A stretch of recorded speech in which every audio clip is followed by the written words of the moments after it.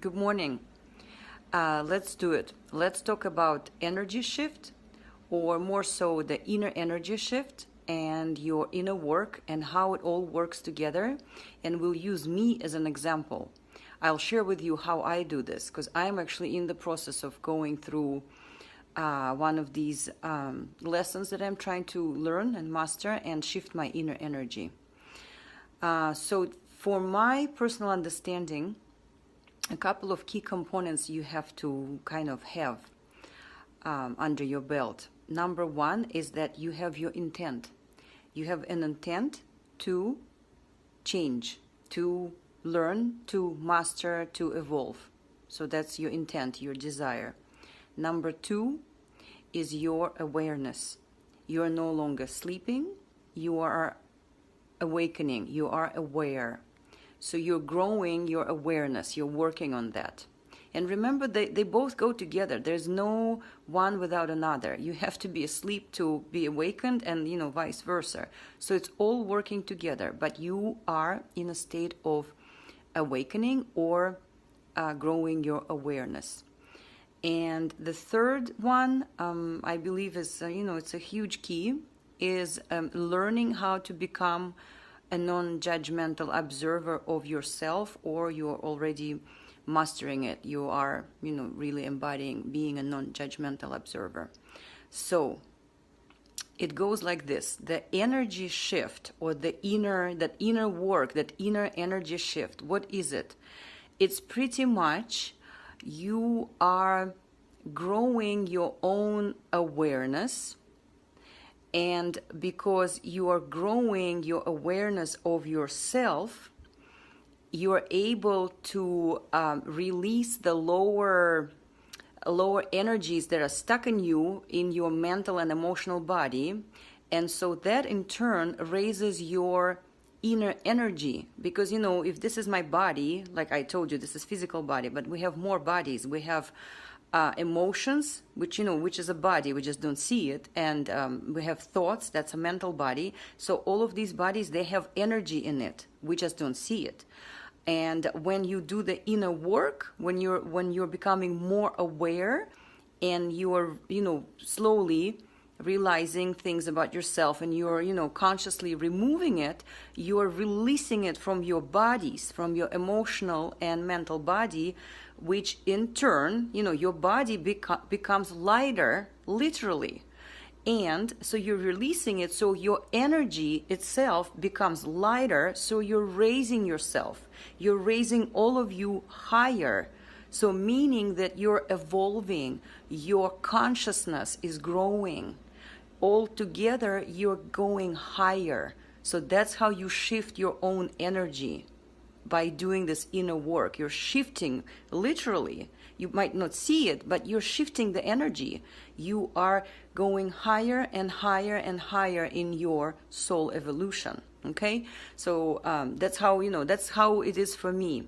And also, just I want to share with you. There's so many ways to reach this inner understanding. As many people as there are, these are all the ways to get there, but the truth is the same. So always listen to your heart, who resonates. When you listen to someone saying things like this, trust your heart. If that resonates with your heart, that's the person you gravitate towards and listen to their way, how they heal themselves. Like if it doesn't resonate with you, what I'm telling you, don't listen to me. Go find the person who you connect with through your heart. That's the person that has those helping steps for you to master your own self. Okay. So let me share with you, for example, the inner work that I did in my twin flame dynamic. So a little background. We would go through like 6 months periods of communicating via writing to each other, and we would say, how deeply in love we are towards each other, and we would plan meeting each other in person because, we live across the continent. I'm on the West Coast, he's on the East Coast. And, we're planning, he says he's coming, the tickets are bought and everything.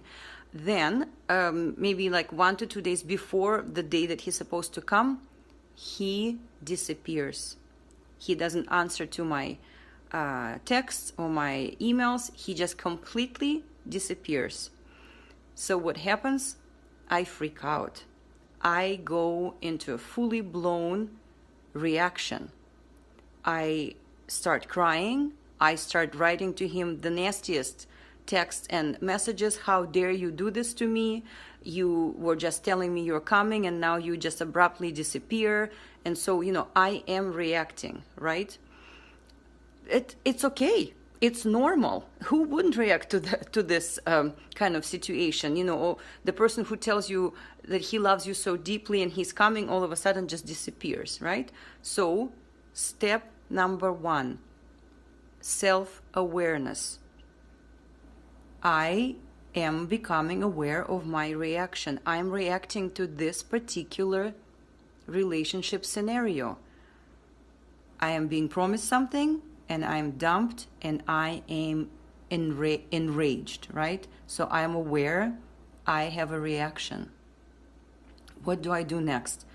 I let myself feel this feeling, feel this emotion. I give space to my own self to actually feel all of these feelings of pain, of hurt, of anger, of huge disappointment, of frustration, of rage, of tears. I allow myself to feel all of this because every emotion, every feeling is valid. Everything.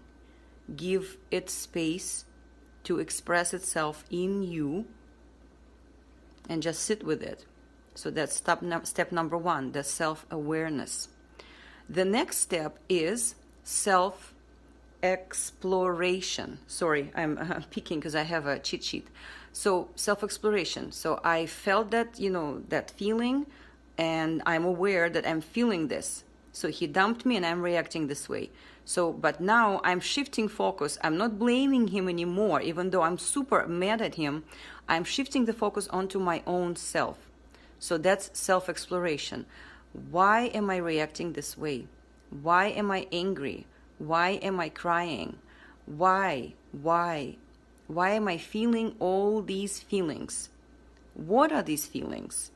Physical manifestation. What is it? Tears, feeling sad, feeling low, don't feeling good about myself, feeling like I'm not good enough. So I'm exploring this, right? And I'm writing it in the journal. These are my feelings. I feel hurt. I feel dumped, and so forth. So you just journal it. Pour it out in the journal. The next step, so after self-awareness, you're aware of your reaction, what triggered you, then you explore, then you come to the next step, which is self-discovery. Self-discovery is when you identify the bottom underlying wound that is being triggered by this particular relationship dynamic. So you do this self-discovery by exploring, inside of your memories, inside of your feelings, and you just kind of start digging deeper. When did I feel similar feeling of being abandoned and dumped? And you kind of start rewinding back. Or remember when my first husband, now ex-husband, he told me, I don't want to be married to you anymore because it doesn't work for me.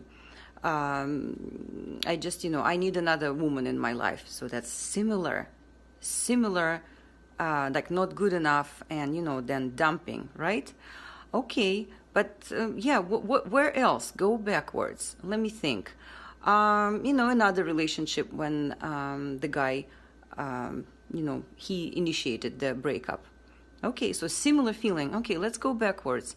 Where else did I feel similar emotion? Go backwards, and I arrive at my core childhood wound of my father not coming to me when I was little. I was waiting for him.